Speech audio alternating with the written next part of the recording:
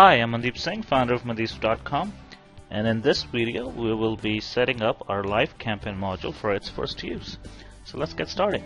What I have here is the live campaign module. I've added it to the admin newsletters page, and because this module is visible to admins only, I see this border on the top, and that's kind of annoying over and over, so I'm going to go ahead and get rid of that first. I can do that from settings, advanced settings, and say hide admin border. Alright, so that's no longer there, and now we're looking at our live campaign module. Okay, so there are a couple things we need to do to set up live campaign. It's minimal and it's very quick and easy.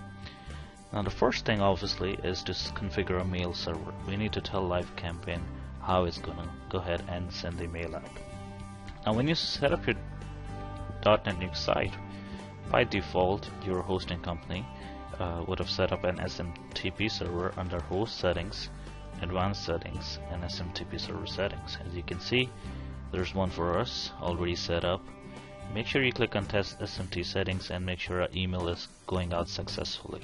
So this is what .NET Nuke by default uses for sending any notifications or emails.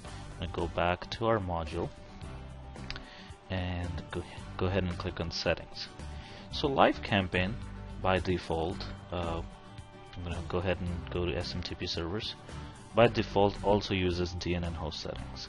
So if that's the SMTP server you want to use to send out emails, there's no other settings you need to do and you're done. However, if you take a look at our documentation and if you read a little bit more about SMTP servers in general, they do have caps. You want to check with the hosting company if you can use them to send out marketing emails and so forth. There are chances you're going to have to set up a separate SMTP server other than the one that's set up there, and if so, you could do that from the screen. So we can change the server mode at any time from DNN host settings to either a load balance or failover. Now what load balance is basically that you're going to say you can specify more than one SMTP server. Let's say you want to have you're sending a million emails a day, and you want to load balance them between 5 different servers instead of using a single server. You could do that here. You can go ahead and click on add new server and specify the server information, the port, the authentication type, the username, password, and so forth, and then add that in.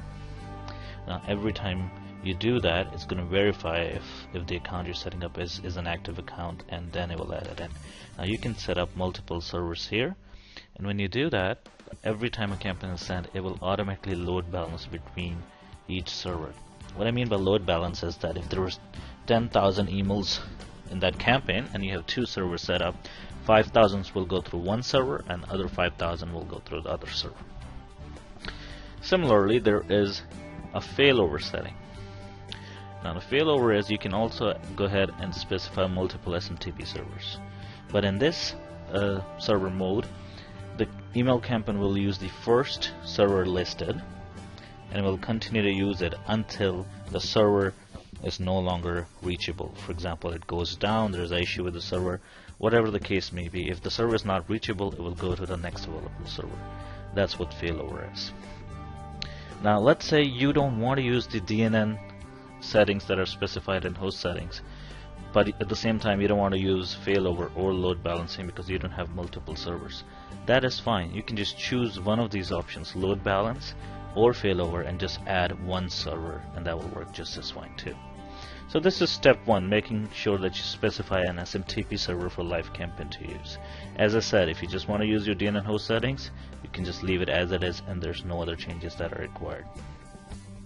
Okay, let's move on to the second step, and the second step is bounce management. This is optional. Bounce management is basically when you're going to send 10,000 emails, let's say in one campaign, it's likely that a handful or 100 of them may not go through because the email address no longer exists, the user has run over their email quota, or for whatever reason, the emails will be bounced back.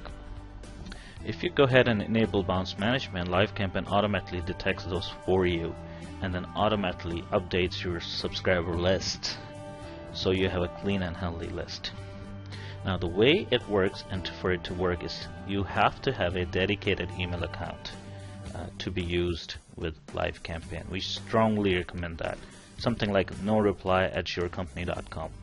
use a server email account that is dedicated. For example, mail.yourcompany.com, and the username could be noreply@yourcompany.com. Now, why are you providing the username and password and server information again here? The reason is, if you notice, this time we're not sending emails using this account, we're receiving or checking emails. Every time you're going to send out email using this account, and if there's a bounce, the bounce information will come back to this email address. LiveCampaign will periodically go and check that account for you, parse all the email messages, and see which one bounced back and delete them for you. So it's very important that you use a dedicated account and not share this account for any other purpose. Here's how it works. Every time there's a bounce, LiveCampaign categorizes as either a soft or a hard bounce. A hard bounce is something like the email address no longer exists, which means you could never send the email again to that email address. So basically this setting is saying that if you see one count of hard bounce for any email address, stop sending email to that address in future. A soft count, on the other hand, could be that the server is temporarily unavailable, or the user has exceeded their quota, which is temporary, and it's likely we could send them email again in future. So in this case we have the setting set to 3. So if a email address bounces 3 times, and this could be across any campaigns, stop sending them emails. You could always change this number to higher if you want to make sure that you still want to include users who have soft bounce in the past. That's it really is to set bounce management. The most important thing when you're using bounce management is to make sure that the account you're using is the same account that you've set up in your SMTP server, whether that's your DNN host settings or your failover or load balancing. And more importantly, when you're going to see when you set up the default settings, that is your default reply to email address as well. That's it for bounce management. Again, this is optional. If you want to enable it, you could. If you don't want to enable it, you can uncheck it. I strongly recommend using this option because this makes sure your lists are healthy. You're only sending emails out to good, valid email addresses, which means the reports that you're looking at are much more accurate and informative. Last step is to go ahead and set up your default preferences. So when a campaign goes out, you want to specify where it's coming from. For example, for us it would be mandeeps.com. It's coming from us. Our from reply is usually noreply@mandeeps.com because this is what we have set up as our bounce management as well, and that's what I would use as my default reply to email as well. So this is very important. If you have bounce from and reply to, very important. If you have the bounce management set up, make sure these are the same account that is set up in bounce management.